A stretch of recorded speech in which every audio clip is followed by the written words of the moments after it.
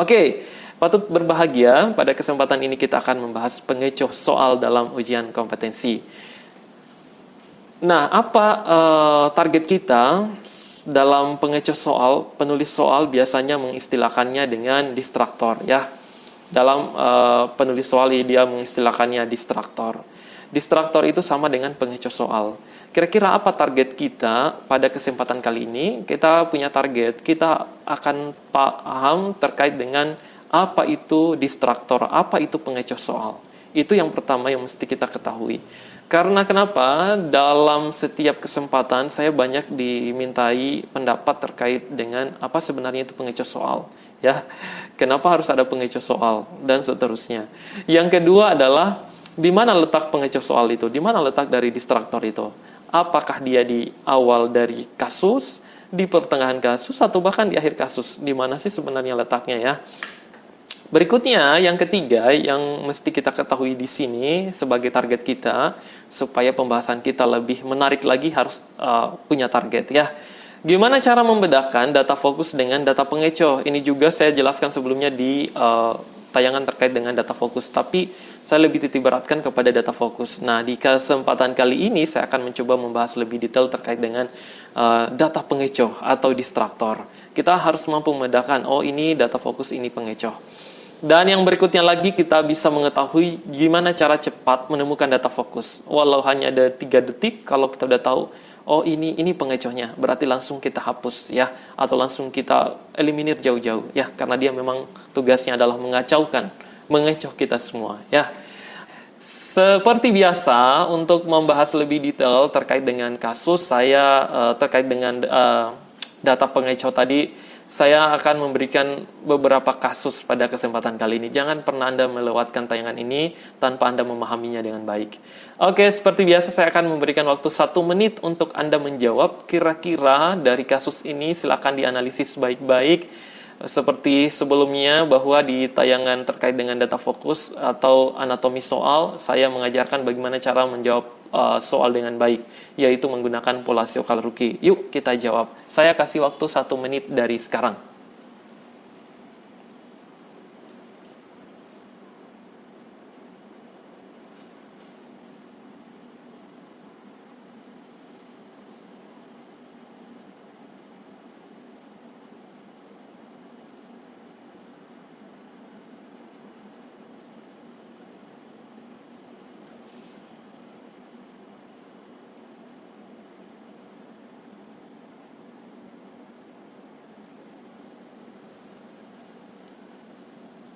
Oke, waktunya hampir habis, ya.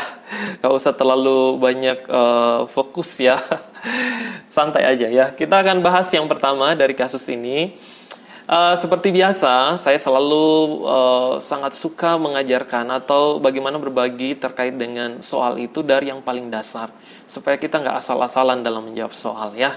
Oke, dicatat baik-baik. Dalam struktur soal ada kasus, ada pertanyaan soal, dan ada option jawaban.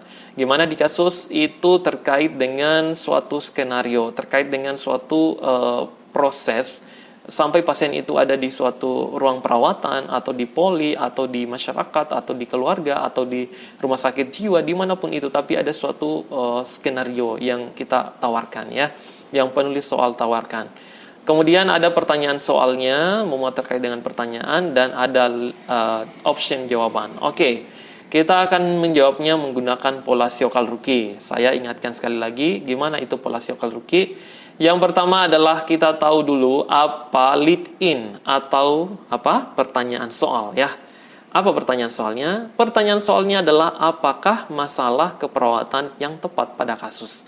Oke, dia bertanya terkait dengan masalah keperawatan. Kalau pertanyaan seperti ini lebih ke kognitif, ya, cognitive knowledge. Jadi kita pemahaman yang berupa kognitif atau hafalan kita, atau terkait dengan bagaimana berpikir kritis dan sebagainya.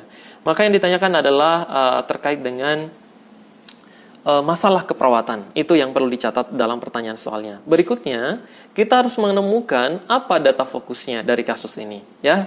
Kemudian kita menemukan juga, kita harus mengetahui, kita bisa mengeliminir jawaban yang mana yang akan kita eliminir duluan, dan berikutnya kita rasionalisasikan. Oke, saya lanjut ke kasusnya, ya. Kira-kira dari kasus ini, saya sebelum bertanya apa data fokusnya, karena itu sudah kita bahas sebelumnya, tapi saya coba-coba bertanya, kira-kira apa data pengecoh dari kasus ini? Saya kasih waktu 20 detik untuk Anda catat di catatan Anda. Kira-kira ada nggak yang kalian temukan sebagai pengecoh? Dianggap kedudukan dia sebagai pengecoh soal.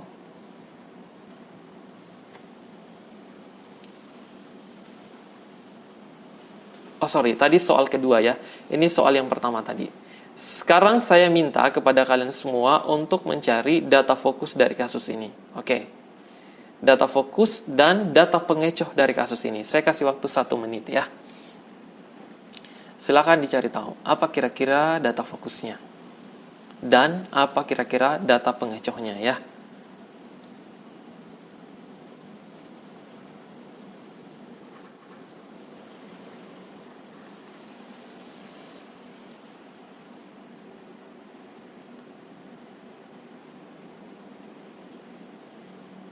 Tugas kita saat ini adalah mencari data pengecoh ya. Data pengecoh soalnya. Coba kita cari baik-baik ya. Karena sekarang tugas kita adalah mencari pengecoh, yuk kita cari rame-rame ya. Pertama, biasanya kan kita mencari data fokus ya. Sekarang tugas kita adalah menemukan pengecoh soal. Yuk kita cari. Hasil kita baca dulu kasusnya ya. Laki-laki berusia 43 tahun dirawat di ruang interna dengan keluhan diare sejak 2 minggu lalu. Hasil pengkajian nyeri menelan dan sariawan, pasien sulit makan dan minum, turgor kulit jelek, membran mukosa kering, bisin usus hiperaktif, intake cairan 80 ml per 6 jam, dan urin outputnya 80 ml per 6 jam, kemudian berat badan 43 kg, tinggi badan 168 cm, tampak lemah. Hasil tekanan darah 100 per 60 mmHg, frekuensi nadi 105 kali per menit, frekuensi napas 26 kali per menit, dan suhu 38 derajat Celcius. Kira-kira dari kasus ini, apa yang menjadi data fokus yang pertama? Ada yang tahu? Ini sekaligus kita mengeliminir nih jawaban yang salah ya, supaya lebih cepat ini pembahasannya. Oke, kita baca dari awal ya. Hasil pengkajian nyeri menelan, ini nyeri. Apakah ini data fokus atau data pengecoh? Kalau data pengecoh saya akan hapus sekarang. Oke.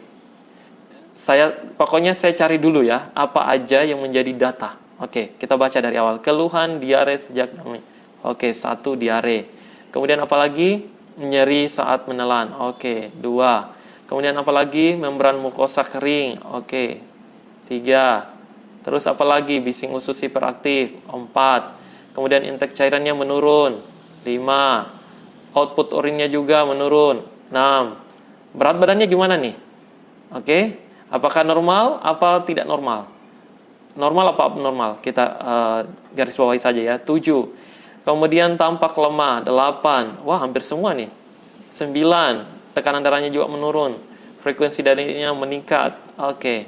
Napasnya 26 kali per menit. Hampir di atas batas kalau sudah 30 kali per menit ini bisa saja dia juga mengalami pola nafas tidak efektif. Nah, oh ya, dan satu, suhu 38 derajat Celcius. Ternyata kalau kita lihat dari semua kasus ini, datanya hampir semuanya memenuhi untuk diangkat sebagai data. 1, 2, 3, 4, 5, 6, 7, 8, 9, 10, 11, 12. Wow, ada 12 data yang memang dianggap sebagai bagian dari kasus ini. Tetapi sekali lagi, kira-kira coba kalau kita kaitkan dengan jawaban, ya ini saya ajar ini cara rahasia dari penulis soal ketika menulis soal. Selalu mengaitkan, catat baik-baik, selalu mengaitkan option jawaban ini dengan kasus. Oke. Selalu mengaitkan option jawaban ini dengan kasus. Begitu atau sebaliknya, selalu mengaitkan, selalu mengaitkan kasus dengan option jawaban. Apapun jawaban yang tidak ada kaitannya dengan di kasus, maka dianggap zong atau ditolak oleh bank soal tadi. Intinya, semua yang ada dalam option jawaban ini itu pasti ada keterkaitannya dengan di kasus ya. Pasti ada kaitannya dengan di sini. Coba kita cari satu persatu ya. Kaitannya masing-masing kita cari satu persatu. Pertama, diare. Ada nggak kaitannya dengan di atas? Ada. Ini diare. Jadi ini ada kaitannya juga di atas. Oke, perhatikan baik-baik, ini sangat penting. Kemudian nyeri, ada nggak kaitannya di atas? Ada, nyeri menelan. Ini juga ada. Oke.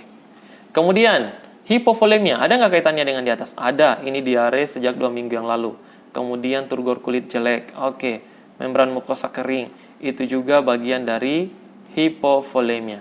Kemudian, resiko defisit nutrisi. Bisa dengan dia tidak makan, ya, nyeri menelan, kemudian dia sulit makan, sulit makan dan minum, itu berpengaruh pada resiko defisit nutrisi. Ada juga. Sekarang ada nggak gangguan menelan? Ada di sini gangguan menelan. Selain itu juga karena adanya sariawan, maka ada juga kaitannya terkait dengan gangguan menelan. Komplit soal ini top chair, ya, sangat bagus.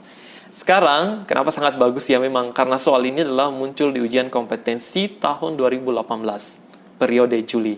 Ya, dan saya yakin siapapun yang sudah saat ini menyimak ini dan dia adalah retaker, kalau dia ujiannya adalah 2018, bulan Juli, dia pasti ingat soal ini. Ya.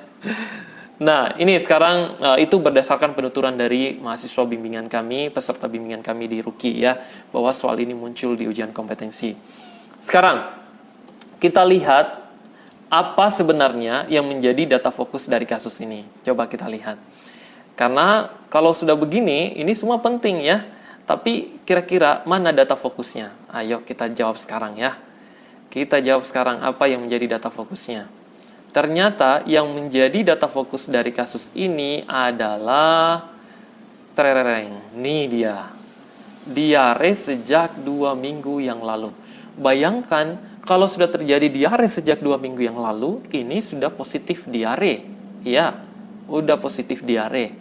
Tetapi kalau sudah sejak 2 minggu yang lalu, ini sudah di atas normal. Atau boleh dikata, kalau pemahaman terkait dengan diare itu dalam SDKI, itu sama maknanya dengan pengeluaran feses cair lebih dari 3 kali dalam sehari. Itu dikatakan diare. Jadi kalau 4 kali dalam sehari, itu udah bisa dikatakan diare, tapi dalam sehari. Nah ini sudah sejak 2 minggu yang lalu. Berarti tingkatan di atas dari diare, itu bisa jadi adalah resiko hipovolemia, atau bahkan yang lebih detail atau yang lebih dalam lagi adalah hipovolemia.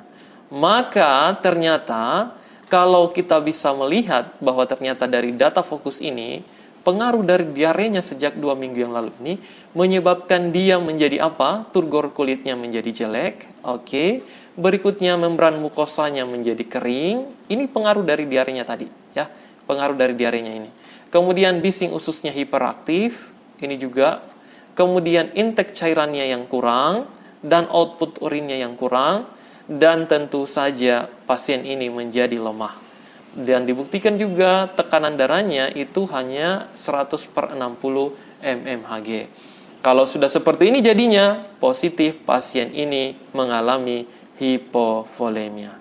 Inilah jawaban atau one best answer dari semua jawaban yang ada.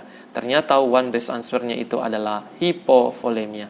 Selamat tadi yang menjawab hipovolemia. Jadi kalau kita nggak perlu repot-repot untuk menemukan data fokusnya, kita hanya lihat di sini diare sejak 2 minggu yang lalu. Adapun menjadi turgor kulit jelek, membran mukosa kering, itu adalah pendukung dari diarenya yang sudah lama ini. Apalagi kalau didukung misalnya juga dengan mual dan muntah misalnya, itu sudah berbahaya. Apalagi memang pasien ini sulit untuk makan dan minum. Dan dengan demikian, sekarang tugas kita adalah mencari kira-kira mana pengecoh soal yang pertama, ya. Pengecoh soal yang pertama adalah nyeri menelan. Walaupun kedudukannya di sini, memang pengecoh soal itu sebenarnya bukan asal diletakkan ya di dalam kasus, tapi memang punya keterkaitan. Dan pengecoh itu bukan asal sembarang diletakkan oleh penulis soal bahwa saya mau sengaja mengecoh para peserta supaya salah semua. No, bukan itu. Melainkan dia memang kedudukannya seperti itu adanya yang terjadi di rumah sakit. Namun yang paling prioritas bukan itu. Namun yang paling utama, yang paling tepat dipilih oleh peserta supaya dianggap bahwa ini adalah one base answer-nya, berarti harus mempertimbangkan data fokus. Kalau ini ditinggalkan, maka pasien ini akan semakin parah. Itu yang mesti ada terus di benak kita ya. Jadi ini yang pertama, ini satu data fokus sudah ditemukan. Oke, bukan data fokus, satu pengecoh soal sudah ditemukan. Yang kedua juga adalah sulit makan dan minum. Ini, oke, 2. Karena arahnya dia akan menjawab terkait dengan resiko defisit nutrisi. Kemudian, apalagi di sini ya. Nah ini, suhu. Oke, ini bisa saja seandainya jawabannya di sini, saya mau tambahkan lagi satu, ini bisa hipertermia. Ya, ini juga bisa hipertermia. Ini juga dihapus 3. Ini semua kedudukannya sama, bahwa dia adalah pengecoh soal pada kasus ini. Gangguan menelan, ini gangguan menelan, ini juga. Jadi 3 ya. 4. Kita sudah temukan 4 pengecoh soal. Kemudian apalagi? Ini juga berat badan yang sekian, ini juga bagian dari pengecoh soal. Kemudian tampak lemah, seandainya saya mau munculkan lagi option jawaban yang lain, misalnya adalah keletihan, bisa jadi saya akan munculkan juga di sini, tapi tidak berkaitan erat ya, makanya tidak dimasukkan oleh penulis soal. Intake dan output urin, ini adalah data fokus semua. Jadi itulah yang menjadi data pengecoh dari kasus ini. Saya yakin dan percaya dengan penjelasan seperti ini, mengait satu sama lain, yakin dan percaya kalau Anda catat baik-baik, Anda akan paham bahwa ternyata ada data-data yang menjadi pengecoh soal. Oke? Nah, kalau kita lihat lagi kasus yang kedua ya. Kasus yang kedua ini, silakan kalian jawab 1 menit.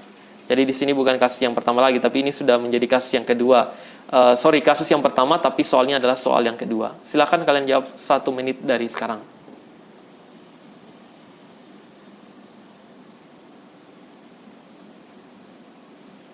Oke, saya yakin bahwa sudah ada yang bisa menjawab. Bahkan dari kasus yang pertama tadi, dia udah menebak kira-kira jawaban dari yang paling tepat setelah kita tahu bahwa masalahnya adalah hipovolemia. Jadi salah satu jurus, saya ulangi lagi, salah satu jurus dari 100 jurus itu di buku Panda itu adalah mampu menebak kira-kira apa masalah keperawatan dari satu kasus ini. Kalian harus mampu menebak kira-kira apa masalah keperawatannya. Tadi kan udah diketahui masalah keperawatannya tadi adalah hipovolemia. Oke, hipovolemia. Jadi, kalau Anda sudah tahu bahwa masalah keperawatannya adalah hipovolemia, kira-kira apa tindakan keperawatan yang tepat pada kasus ini? Nah ini, dia berganti nih pertanyaannya. Makanya, satu lagi jurus dari buku Panda, pahami berbagai macam pertanyaan soal. Jadi walau diganti nanti, kalian tetap tahu jawabannya ini. Ya. Jadi biar dibolak-balik seperti apa, kalian tetap tahu jawabannya seperti apa. Kali ini dia bertanya, apakah tindakan keperawatan yang tepat? Sekarang kira-kira apa tindakan keperawatannya? Oke, ada yang sudah bisa menebak ya. Sekarang saya mau kalian menemukan pengecoh soal di dalam option jawaban. Karena di sini kan udah ditemukan tadi ya, di soal yang pertama tadi. Sekarang di option jawaban, kira-kira yang mana pengecoh soal yang pertama?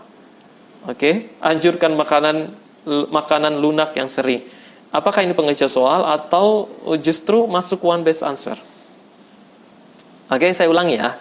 Saya mungkin tidak menyampaikan di awal tadi. Catat baik-baik sebagai tambahan catatan. Pengecoh soal letaknya ada 2. Letaknya yang pertama adalah di kasus. Jadi pengecoh soal atau distraktor itu letaknya ada di kasus. Di sini yang pertama. Yang kedua adalah di option jawaban. Nih, letak yang kedua. Pahami baik-baik itu. Ini adalah dasar fondasi hukum ya. Jadi yang pertama adalah di kasus dan yang kedua adalah di option jawaban. Itu letak dari pengecoh soal. Kalau di option jawaban ini ada 4 pengecoh soal ya. B, C, D, E adalah pengecoh soal dan A adalah one best answer. Itu misalnya ya. Jadi ada 4 pengecoh soal di option jawaban dan 1 one best answer. Oke. 1 one best answer. Jadi seperti itu ya.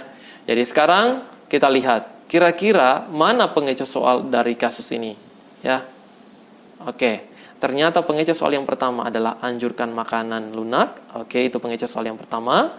Kenapa demikian? Karena bukan itu urgensinya, bukan terkait dengan makan dan minumnya, tapi yang paling penting di sini adalah terkait dengan diarenya yang telah terjadi sejak 2 minggu yang lalu. Kalau Anda tidak tolong saat ini, berarti pasien ini bisa mati, ya, karena kehabisan cairan.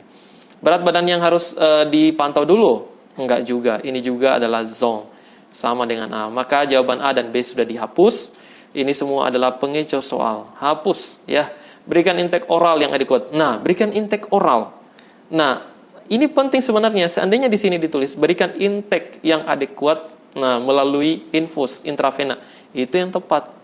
Kalau ini dikatakan oral, maka tidak cukup kalau hanya diberikan lewat mulut, melalui makanan dan minum.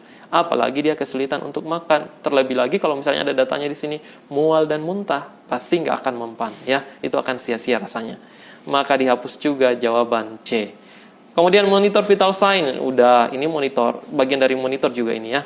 Kemudian, nah, ternyata yang menjadi one best answer dari soal ini adalah berikan cairan intravena. Ini yang paling penting. Karena kalau nggak ada berikan saat ini, maka pasien ini bisa is dead, ya. Bahaya, ya. Bisa is dead pasiennya, bisa mati pasiennya saat itu.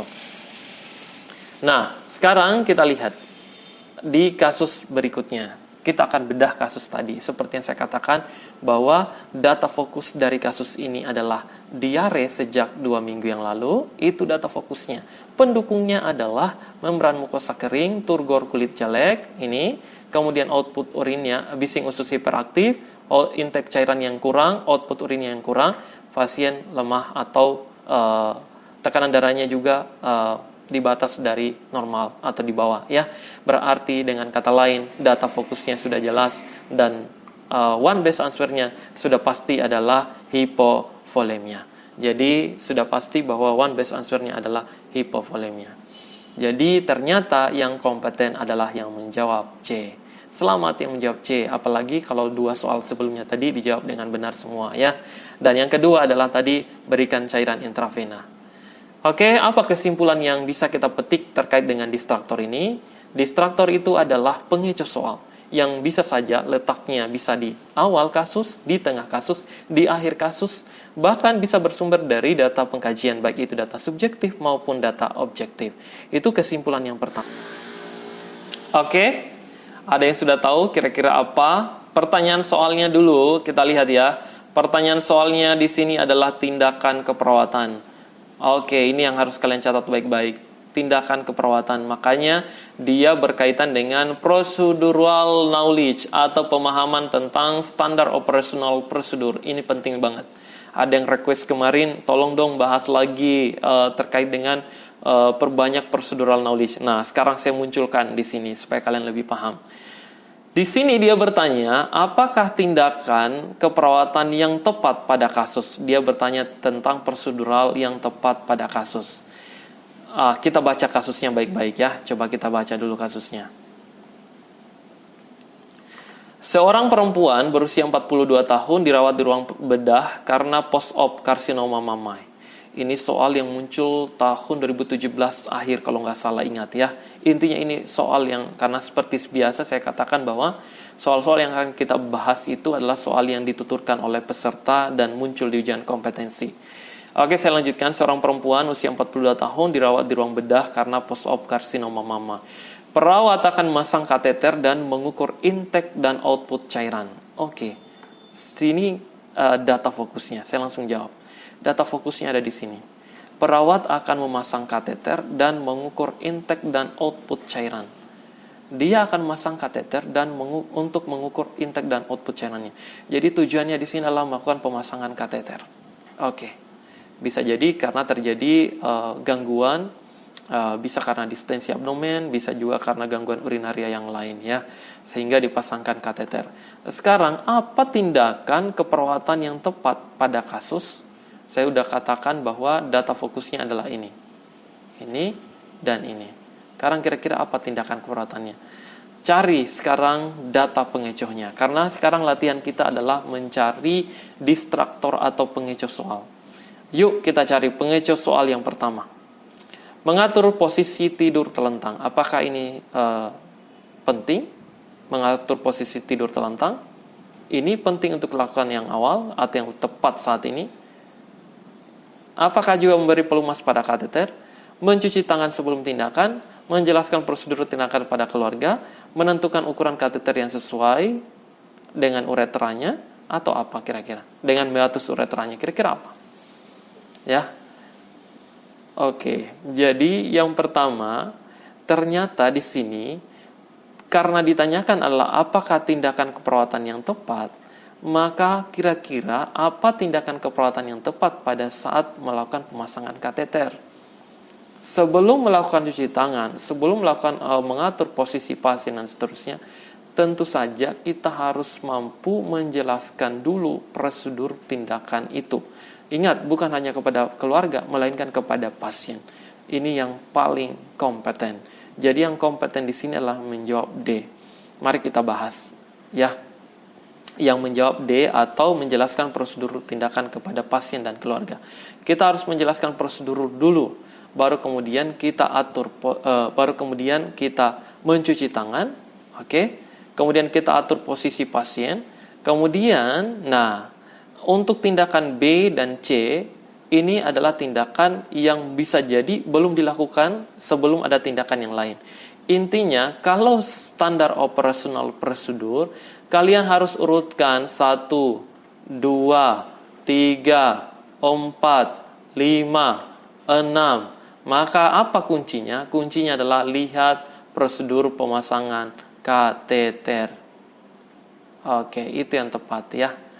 Jadi ternyata yang kompeten di sini adalah yang menjawab D. Lihat procedural knowledge yang pertama terkait dengan pemasangan kateter. Ternyata yang pertama adalah menjelaskan prosedur tindakan kepada pasien dan keluarga. Kenapa?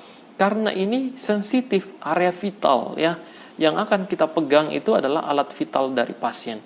Maka apalagi adalah ini seorang perempuan, maka kita harus jelaskan bahwa ada selang yang akan dimasukkan ke meatus uretranya, kemudian akan terjadi seperti ini dan seperti ini. Supaya apa? Supaya betul-betul pasien itu dan keluarganya bisa paham dan menerima tindakan itu sebagai tindakan yang akan mengurangi keluhan atau memberikan kenyamanan kepada pasien. Makanya kita harus jelaskan dengan baik sebagai bagian dari edukasi kita kepada perawat untuk dia memahami tujuan dari tindakan tersebut. Itu yang paling awal kita jelaskan. Kompeten yang menjawab D ya. Selanjutnya, kita akan lanjut ke soal berikutnya. Silakan, saya kasih waktu 1 menit dari sekarang untuk Anda jawab.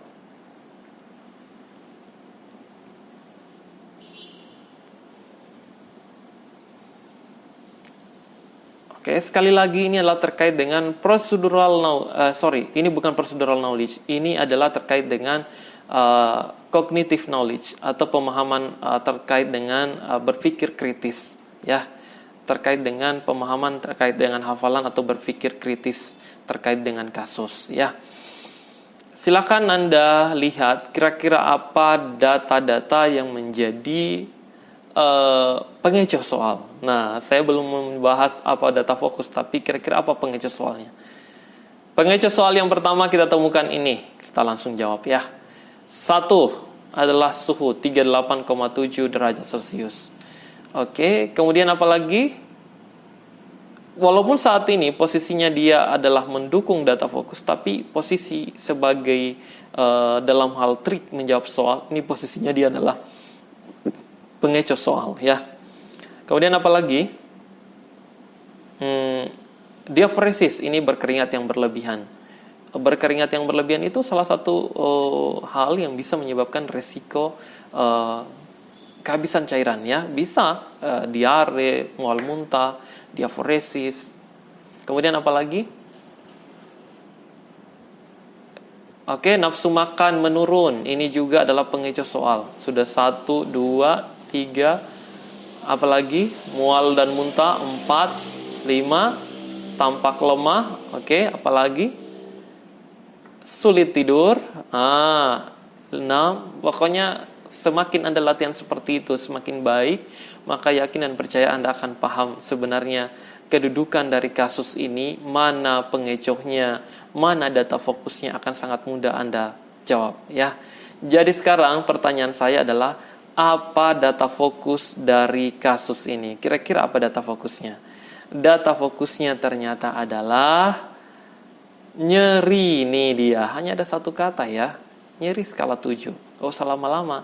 Ini jawabannya, one best answer-nya pasti adalah nyeri akut. Oke. Dan kalau ditanyakan apa tindakan keperawatannya, maka jangan jawab yang lainnya. Yang pasti tepat adalah kolaborasi analgesik, pemberian analgesik. Itu yang paling tepat, jangan pilih yang lain. Oke, saya kira tuntas untuk kasus yang ketiga ini. Akan sangat mudah Anda pahami ya. Kita lanjut ke kasus berikutnya lagi ya. Pokoknya akan lebih semangat lagi. Siapkan baik-baik catatannya. Nah, ini terkait dengan procedural knowledge. Saya kasih waktu 1 menit dari sekarang ya. Kasus yang keempat. Ini juga kasus yang muncul di ujian kompetensi tahun 2017. Seingat saya 2017 itu periode September ujiannya ya. Jadi ini muncul saat 2017 apa 2018. Intinya semua yang saya bahas hari ini adalah pernah diujikan saat ujian kompetensi. Dan bisa jadi berpeluang untuk diujikan lagi. Jadi pelajari baik-baik. Jangan menghafal soalnya, melainkan pahami data fokusnya. Oke, ada yang sudah tahu. Ini terkait dengan procedural knowledge. Kita jawab ya. Oke, kita jawab. Sekarang kita harus tahu apa data fokus dari kasus ini. Sorry, ini yang penting, yang saya mau jelaskan lebih awal. Ini dia bertanya, pertanyaan soal atau lead ini adalah, apakah langkah selanjutnya? Nah, apakah langkah selanjutnya? Ingat baik-baik. Kalau dikatakan langkah selanjutnya dengan tindakan awal itu beda. Apakah langkah awal? Apakah langkah selanjutnya? Itu pasti berbeda. Yang satu bertanya terkait dengan nomor 1, yang satu bertanya terkait dengan nomor 2 atau nomor 3. Ya, jadi beda. Yang satu ini adalah awal, berarti nomor 1-nya.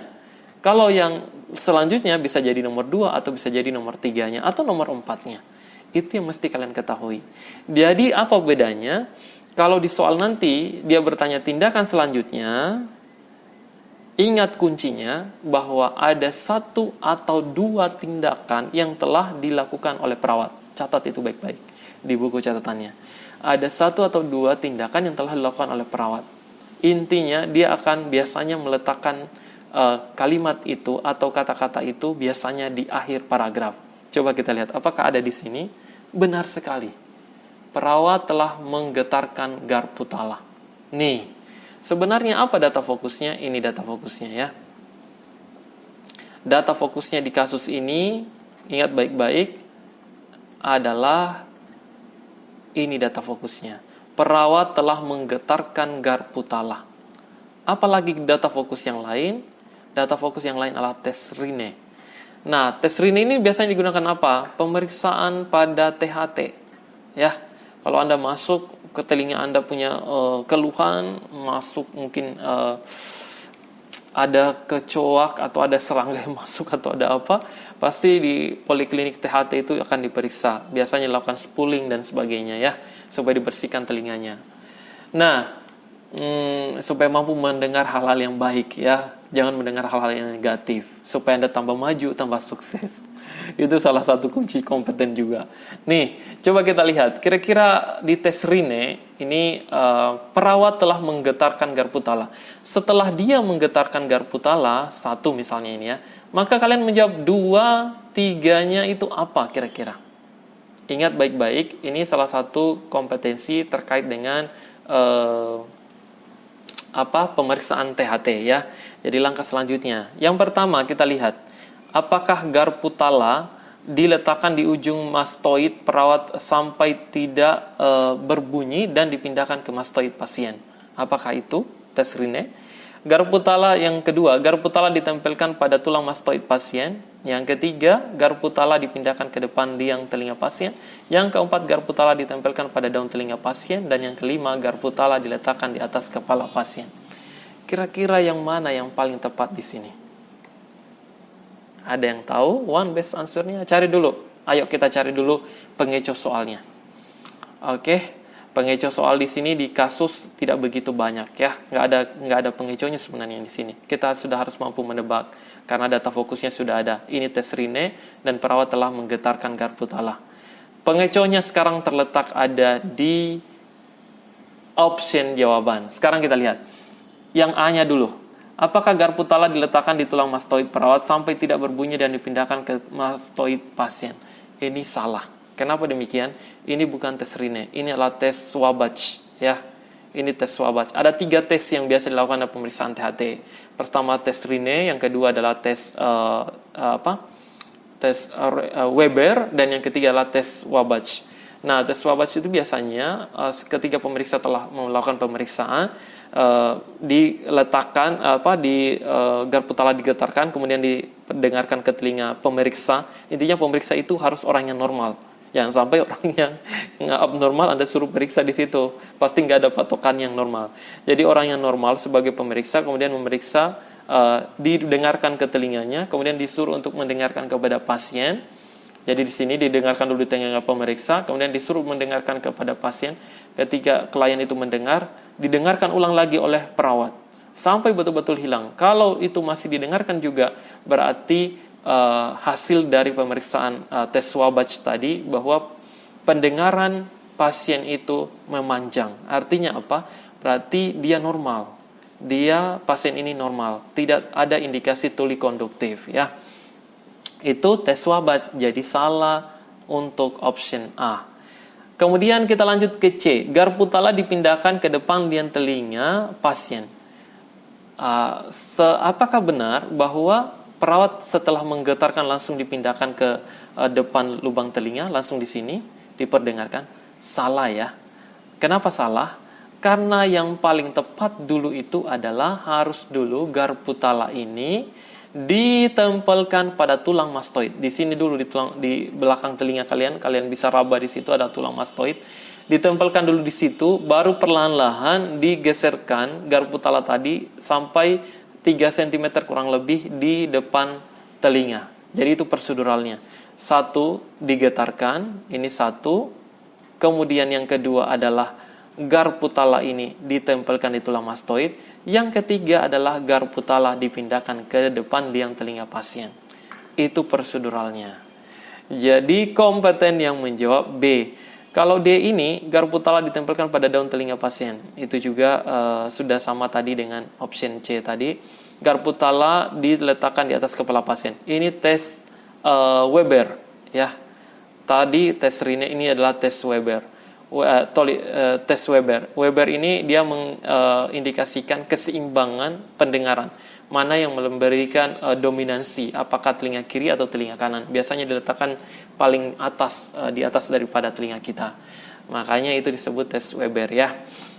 Tes Rine tadi membandingkan antara pendengaran tadi ketika dipindahkan. Jadi ini adalah tes Rine yang kita bahas sekarang.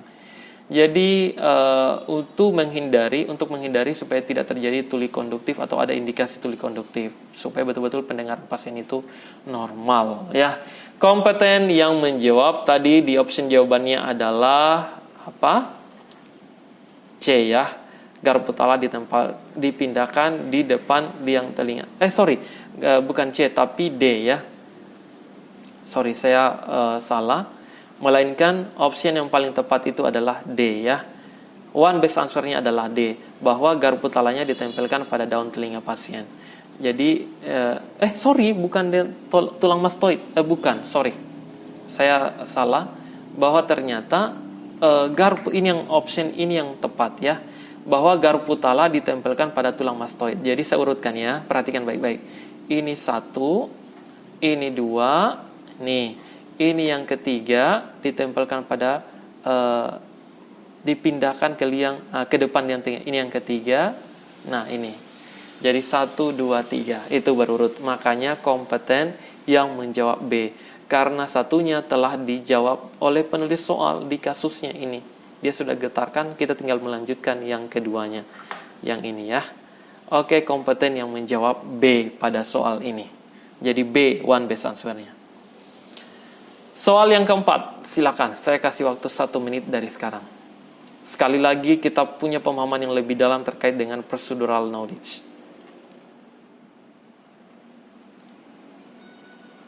Oke, lebih cepat, ya. Pokoknya ketajaman menemukan data pengecoh, ya. Oke, ini lagi tindakan keperawatan selanjutnya. Ini sama dengan yang sebelumnya tadi. Berarti ada 1 atau 2 tindakan yang telah dilakukan oleh perawat. Itu cluenya, jurusnya ya. Biasanya diletakkan di akhir kalimat. Benar apa tidak? Nah, betul. Perawat telah melakukan pemasangan kateter, setelah selang kateter dimasukkan, nampak urin mengalir. Artinya, pemasangan kateternya ini berhasil, sahabat semua ya, Bapak Ibu semua berhasil. Urinnya mengalir. Kelihatan urinnya di selang kateter, berarti mengalir. Setelah ini, kira-kira langkah selanjutnya itu apa? Apakah menyambungkan selang kateter dengan urin bag? Apakah memasukkan selang kateter sampai batas pencabutan? Apakah membuangkan balon kateter? Apakah mengambil sambil urin? Apakah memfiksasi urin bag? Kira-kira apa nih? Kita jawab dari yang pertama, option jawaban yang pertama ya. Kita cari mana pengecoh soalnya. Menyambungkan selang kateter dengan urin bag. Ini seharusnya udah disambungkan ya, karena kita udah lihat bahwa urinnya ini mengalir ya, mengalir ke selangnya. Kemudian yang kedua, ini kita hapus. Yang kedua, memasukkan selang kateter sampai batas percabangan. Apakah ini benar? Kemudian yang ketiga, mengembangkan balon kateter. Kalau ini yang Anda lakukan, ini ya, ini salah, ini juga salah. Kalau ini Anda lakukan, maka bisa terjadi ruptur ya pada uretranya. Bahaya. Pasien laki-laki ini bisa terjadi ruptur sehingga bisa terjadi perdarahan dan sebagainya ya. Kemudian ya bisa mengalir urin yang bercampur darah karena terjadinya ruptur. Berarti apa yang mesti dilakukan? Ini dulu. Masukkan dulu selang kateter tadi sampai pada batas percabangan. Itu yang perlu dilakukan. Ya, baru kemudian kita mengembangkan balonnya untuk melakukan menahan atau fiksasi dari dalam tadi supaya tidak keluar balonnya ya. Jadi yang pertama, jadi kalau diurutkan ini 1, ini 2, dan ini 3. Itu yang paling penting ya. Melakukan fiksasi urin bag ini di akhir-akhir ya. Jadi ini yang harus kalian ketahui. Jadi secara procedural knowledge yang merupakan one best answer dari kasus ini adalah option B. Memasukkan selang kateter sampai batas percabangan. Ingat, tadi adalah selanjutnya. Berarti ada 1 option jawaban yang telah dilakukan di kasus. Biasanya adalah ini ya, yang sudah dilakukan oleh perawat. Dan kita tinggal melanjutkan. Oke, kompeten yang menjawab soal ini ya.